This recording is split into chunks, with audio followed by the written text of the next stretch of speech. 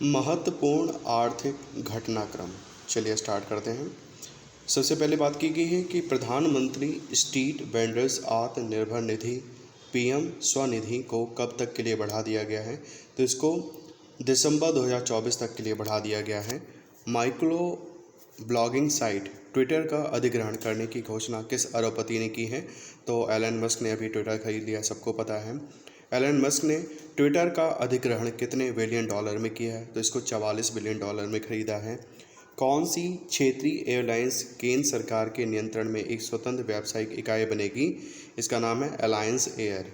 Alliance air का मुख्यालय कहाँ है। तो यह मुंबई में है। किसने विश्व के पहले क्रिप्टो समर्थित भुगतान कार्ड को लॉन्च करा है। तो नेक्सो एवं मास्टर कार्ड ने मिलकर यह लॉन्च किया है। आर्थिक संकट से जूझ रहे श्रीलंका की credit rating credit agency Finch के द्वारा कितनी कर दी गई। इसको सी पे ले आए हैं। ग्लोबल लीडर अप्रूवल रेटिंग्स, ठीक है, ग्लोबल लीडर अप्रूवल रेटिंग्स में किस नेता ने शीर्ष स्थान प्राप्त करा है। तो मोदी जी हैं शीर्ष पे। ग्लोबल लीडर अप्रूवल रेटिंग्स कौन जारी करता है। इसको मॉर्निंग कंसल्ट जारी करता है। हाल ही में विश्व आर्थिक आउटलुक WEO रिपोर्ट किसने जारी करी है। तो इसको अंतर्राष्ट्रीय मुद्रा कोष IMF के द्वारा जारी किया गया है। इस रिपोर्ट के अनुसार भारत के वर्ष 2022 के लिए विकास पूर्वानुमान को कितना अनुमानित किया गया है। इसको 8.2% अनुमानित किया गया है। वैश्विक वित्तीय स्थिरता ग्लोबल फाइनेंस स्टेबिलिटी रिपोर्ट कौन जारी करता है। इसको अंतर्राष्ट्रीय मुद्रा कोष जारी करता है। वैश्विक आयुष निवेश एवं नवाचार शिखर सम्मेलन 2022 global Ayush investment and innovation summit 2022 का आयोजन कहाँ किया गया। इसको गांधीनगर गुजरात में किया गया। अप्रैल 2022 में किस देश ने भारत को गेहूं आपूर्तिकर्ता के रूप में मान्यता प्रदान करी है। तो यह मिस्र है। टाटा समूह द्वारा जनता के लिए सुपर ऐप किस नाम से लॉन्च किया है। इन्होंने टाटा न्यू करके एक ऐप लॉन्च करी है। वित्तीय वर्ष 2023 के लिए भारत की GDP प्रतिशत अनुमान को 8.7% से घटाकर कितना प्रतिशत कर दिया है। इसको 8% कर दिया गया है। आगे बात करें, यह अनुमान किसके द्वारा जारी किया गया है। इसको विश्व बैंक के द्वारा जारी किया गया है। किस मंत्रालय ने त्रिपक्षीय विकास निगम TDC कोष नामक प्लेटफॉर्म का शुभारंभ किया है। तो इसको विदेश मंत्रालय ने स्टार्ट करा है। इस प्लेटफॉर्म का उद्देश्य क्या है। चीनी विकास साझेदारी मॉडल का विकल्प प्रदान करना। Hurun global health care rich list 2022 में शीर्ष स्थान किसने प्राप्त करा है। तो साइरस पूनावाला हैं। 26 बिलियन अमेरिकी डॉलर इनकी वैल्यू है। साइरस पूनावाला किस संस्थान के अध्यक्ष हैं। तो यह सीरम इंस्टीट्यूट ऑफ इंडिया के अध्यक्ष हैं। प्रधानमंत्री नरेंद्र मोदी द्वारा लॉन्च भारत के प्रथम डेयरी सामुदायिक रेडियो स्टेशन का नाम क्या है। इसका नाम है दूधवाणी। इस स्टेशन का उद्देश्य क्या है। पशुपालन और कृषि के लिए आवश्यक जानकारी किसानों तक पहुंचाना। पूर्ण रूप से प्लास्टिक वेस्ट न्यूट्रल बनने वाली भारत की पहली कंज्यूमर गुड्स कंपनी कौन है। तो यह डाबर इंडिया है। डाबर ने किस राज्य में पर्यावरण बचाओ अभियान शुरू करा है। तो ये हिमाचल प्रदेश में किया है। नाबार्ड ने प्राकृतिक खेती को बढ़ावा देने हेतु किस कार्यक्रम की शुरुआत करी। इसका नाम है जीवा। नाबार्ड के किस कार्यक्रम के तहत कई परियोजनाओं का समावेश है। तो ये वाटर सेट कार्यक्रम है। इसमें किस केंद्रीय मंत्री द्वारा NITI Aayog K fintech open समिति का शुभारंभ किया गया। इसको अश्विनी वैष्णव ने किया था। इस वर्चुअल सम्मेलन का आयोजन नीति आयोग के द्वारा कब से कब तक किया गया। इसको 7 से 28 फरवरी 2022 के बीच में करा गया। क्रिसिल CRISIL की रिपोर्ट के अनुसार भारत की GDP वित्त वर्ष 2023 में कितने प्रतिशत तक बढ़ने की उम्मीद है। इसको 7.8% बढ़ेगी, ऐसा उम्मीद की जा रही है। श्रीलंका ने मौजूदा ईंधन की कमी से निपटने हेतु किस देश के साथ समझौते पर हस्ताक्षर किया है। तो यह भारत के साथ किया है। यह समझौता किसके मध्य हस्ताक्षरित हुआ है। तो यह भारत के निर्यात आयात एग्जिम बैंक और श्रीलंका सरकार के बीच में इसको साइन किया गया है। आगे बढ़ते हैं। इस समझौते की राशि कितनी है। तो इसमें 50 मिलियन अमेरिकी डॉलर है। किस देश ने संघीय कॉरपोरेट कर शुरू करने की घोषणा करी। तो ये संयुक्त अरब अमीरात करने जा रहा है। किस बैंक को डिजिटल परिवर्तन के लिए डिजिटल ट्रांसफॉर्मेशन अवार्ड 2021 पुरस्कार से सम्मानित किया गया। तो यह कर्नाटक बैंक है। यह पुरस्कार किसके द्वारा दिया जाता है। तो इसको भारतीय उद्योग परिसंघ CII के द्वारा दिया जाता है। वर्ष 2020 के आंकड़ों के अनुसार भारत का विश्व के में बाजरे के निर्यात में कौन सा स्थान है? तो भारत 5वें नंबर पर है। वर्ष 2020-21 के आंकड़ों के अनुसार भारत से बाजरा का शीर्ष आयातक कौन सा देश है? तो वह नेपाल है। यह आंकड़ा किसके द्वारा जारी किया गया है? इसको वाणिज्य और उद्योग मंत्रालय भारत सरकार के द्वारा जारी किया गया है। प्रधानमंत्री किसान संपदा योजना को वर्ष 2021-22 से बढ़ाकर कब तक के लिए कर दिया गया है? इसको वर्ष 2025-26 तक, मतलब मार्च 2026 तक के लिए इसको बढ़ा दिया गया है। यह किस मंत्रालय की प्रमुख योजना है? इसको खाद्य प्रसंस्करण उद्योग मंत्रालय के द्वारा लॉन्च किया गया है। ग्लोबल डिजिटल स्किल इंडेक्स 2022 किसने प्रकाशित किया है? इसको सेल्स फोर्स ने इसको प्रकाशित किया है। इस इंडेक्स में शीर्ष पर कौन रहा? तो भारत नंबर 1 पर है। वर्ष 2021 में भारत का सबसे बड़ा व्यापारिक भागीदार बना है कौन? अमेरिका। ब्रांड फाइनेंस ग्लोबल 500 2022 में किस कंपनी ने सबसे मूल्यवान ब्रांड का खिताब बरकरार रखा है? तो एप्पल है।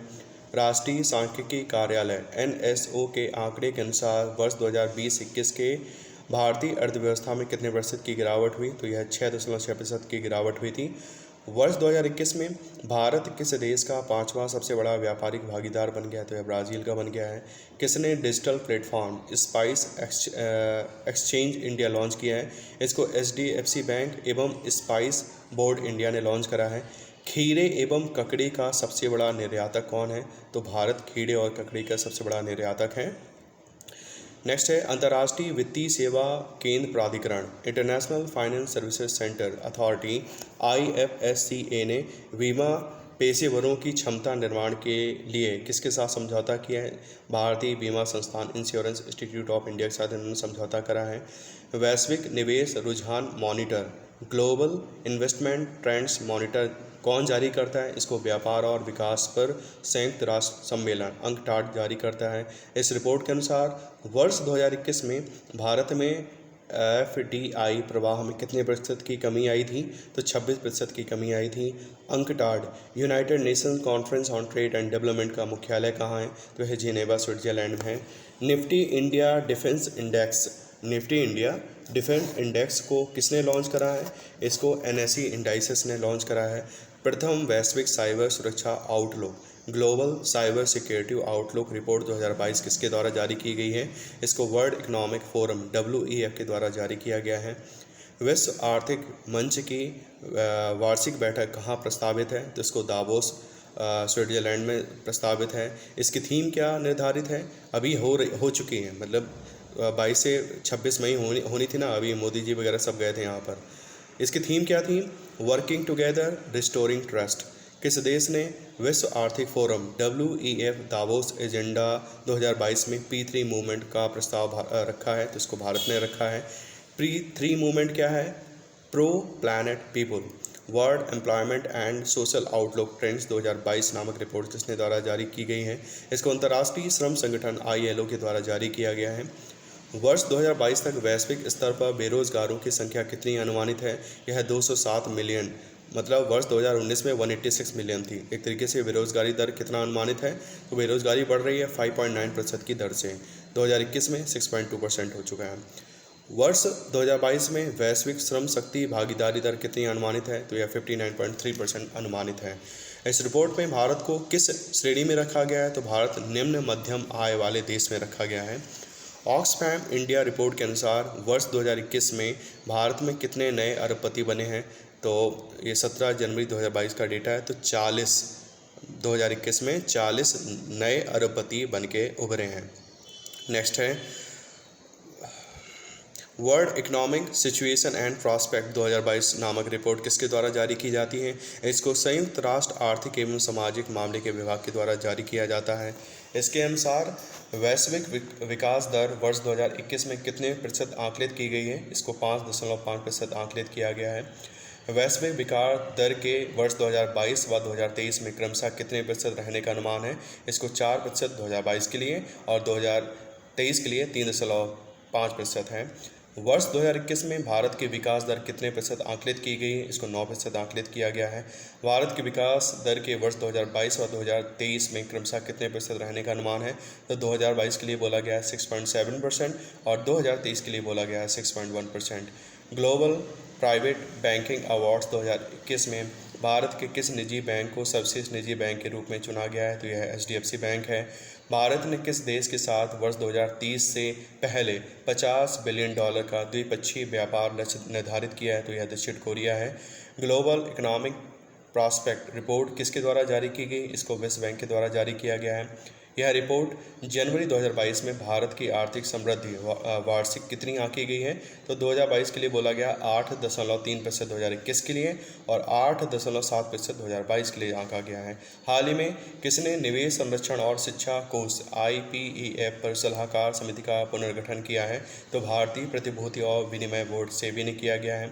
इस समिति का पुनर्गठन किसकी अध्यक्षता में किया हुआ है? तो इसको गुरुमूर्ति महालिंगम की अध्यक्षता में किया जा रहा है। किसके अनुसार भारत 2026 तक इथेनॉल मांग के संदर्भ में विश्व का तीसरा सबसे बड़ा बाजार बन जाएगा? तो ये ऐसा बोलना है अंतर्राष्ट्रीय ऊर्जा एजेंसी IEA का। इंडियन इंफ्रास्ट्रक्चर इन्वेस्टमेंट बैंक का उपाध्यक्ष किसे नियुक्त किया गया है? तो उर्जित पटेल, जो कि RBI के पूर्व गवर्नर थे, इनको इंडियन इंफ्रास्ट्रक्चर इन्वेस्टमेंट बैंक का उपाध्यक्ष बनाया गया है। किस संस्था द्वारा जारी रिपोर्ट में भारत के वर्ष 2030 तक एशिया की दूसरी सबसे बड़ी अर्थव्यवस्था बनने का अनुमान व्यक्त किया गया है? तो IHS मार्केट कोई रिपोर्ट है, इसने बोला है कि भारत 2030 तक एशिया की दूसरी सबसे बड़ी अर्थव्यवस्था बन जाएगा। हम किसको पीछे छोड़ेंगे? हम जापान को पीछे छोड़ेंगे। वर्तमान में भारत विश्व की शीर्ष अर्थव्यवस्थाओं में भारत की रैंकिंग क्या है? भारत छठवें नंबर पर है। ठीक है, आगे बात करते हैं।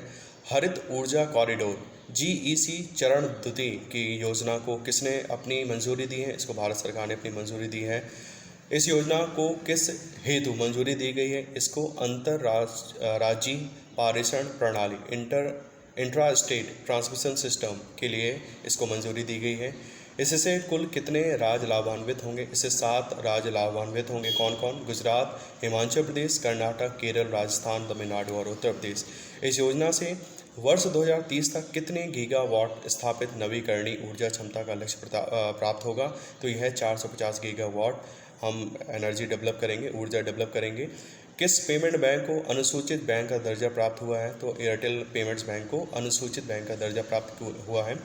भारतीय रिजर्व बैंक ने फिनटेक के लिए कौन सा नया विभाग बनाया है? तो फिनटेक विभाग बनाया है। फिनटेक विभाग का प्रमुख किसे नियुक्त किया गया है? इसको अजय कुमार चौधरी को नियुक्त किया गया है। ग्लोबल रिस्क रिपोर्ट किसके द्वारा जारी की जाती है? इसको वर्ल्ड इकोनॉमिक फोरम के द्वारा जारी किया जाता है।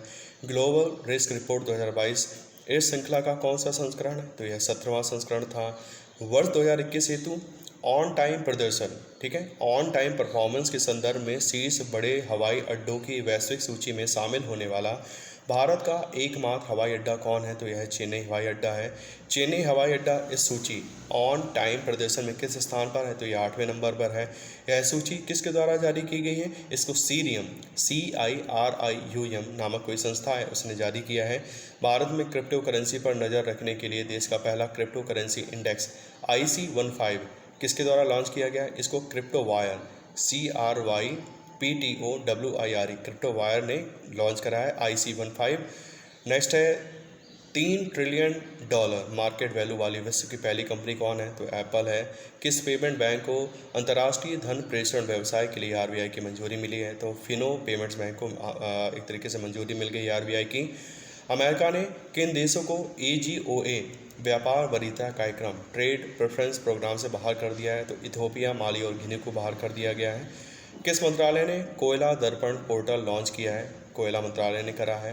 कोयला दर्पण पोर्टल का उद्देश्य क्या है? कोयला क्षेत्र से संबंधित प्रमुख प्रदर्शन संकेतकों KPIs को आम लोगों के साथ साझा करना। आगे बढ़ते हैं। अंतर्राष्ट्रीय ऊर्जा एजेंसी IEA की एक रिपोर्ट के अनुसार भारत वर्ष 2026 तक विश्व के तीसरे सबसे बड़े इथेनॉल उपभोक्ता के रूप में किसे पीछे छोड़ देगा? तो चीन को पीछे छोड़ देगा। वर्तमान में विश्व के 2 सबसे बड़े इथेनॉल उपभोक्ता देश कौन है? तो क्रमशः इथेनॉल उपभोक्ता हैं अमेरिका और ब्राज़ील। फिर है, केंद्रीय वित्त एवं कॉर्पोरेट कार्य मंत्री निर्मला सीतारमण के द्वारा संसद में आर्थिक समीक्षा को कब पेश किया गया? इसको 31 जनवरी 2022 को पेश किया गया। आर्थिक समीक्षा 2021 का मूल विषय क्या था? त्वरित दृष्टिकोण।